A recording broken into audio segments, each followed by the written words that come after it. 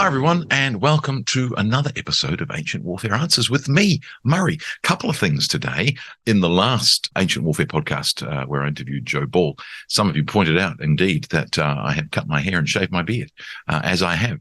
So firstly, I had to perform the role of Falstaff in an opera, and so I grew the beard, but my wife was not happy with the beard. My daughters liked it, but my wife said, when's it coming off?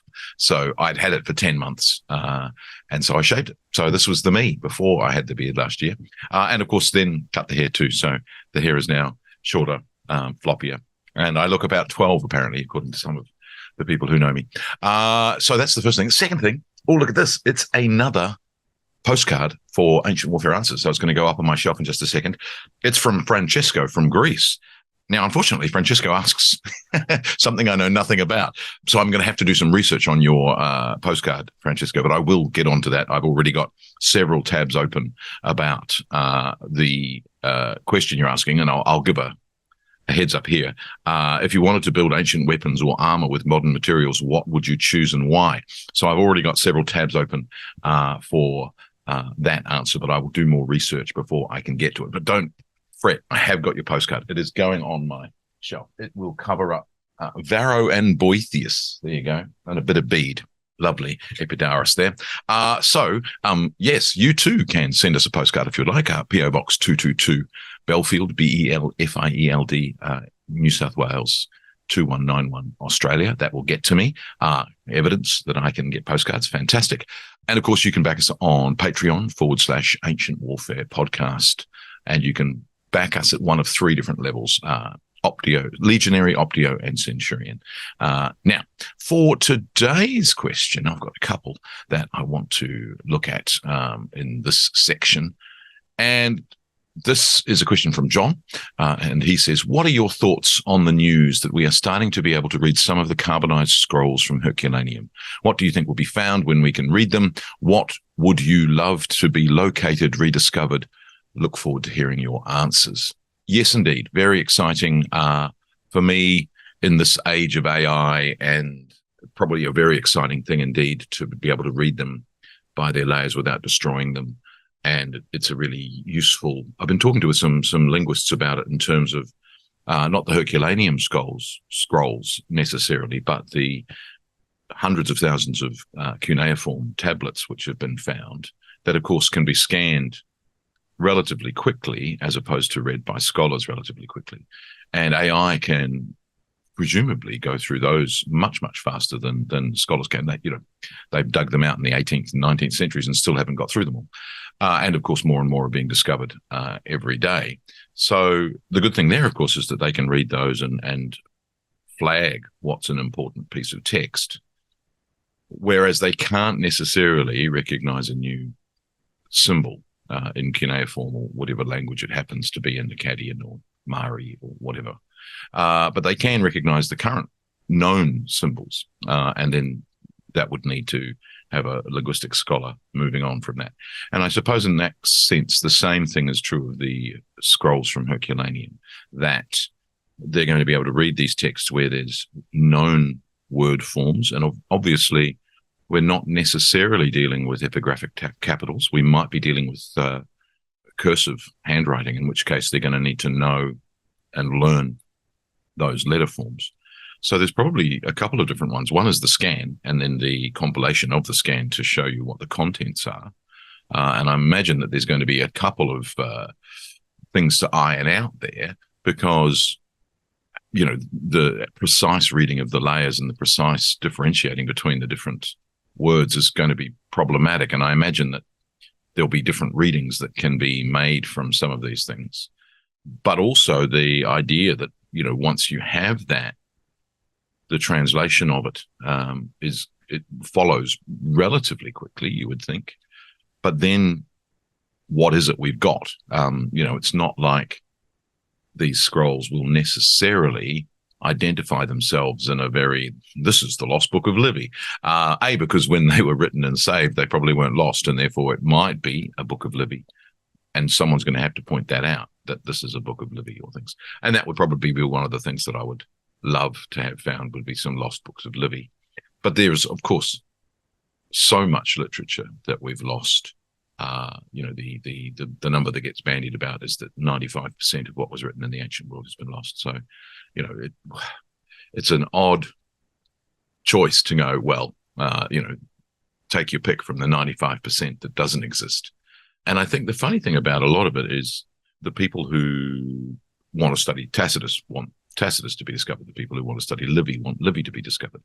And I suppose in that regard, Herculaneum, gets covered in ash in 79 AD. So tough luck to those people who want Tacitus because he hadn't written it yet.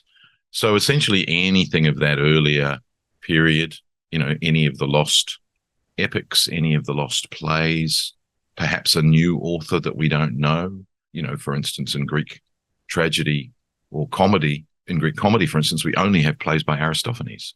We don't have any of the plays of the two supposedly more important ancient Greek comedians above Aristophanes, and that's Cratinus and Eupolis. So there's all sorts of opportunities there. I think everyone would probably want something new, not something that we already have, where a new manuscript would simply corroborate what we've got. Although in that case, it might be very interesting in terms of the much later manuscript traditions that most of our copies of Greek and Latin literature have come from. They've come from 9th, 10th century or later copies of writings that have then been preserved in monasteries and elsewhere. If you've actually got a 1st century AD copy of a text, that obviously is going to make many of the emendations that later editors have made redundant or not, could prove their scholarship to be phenomenal because they've accurately amended texts, or it will actually give nuance and variety to what we think are, established texts already. And that in itself will be fascinating. If you've got a text from a scroll that gives you alternative readings to texts and, nuances to the language, that will very subtly change what those texts say.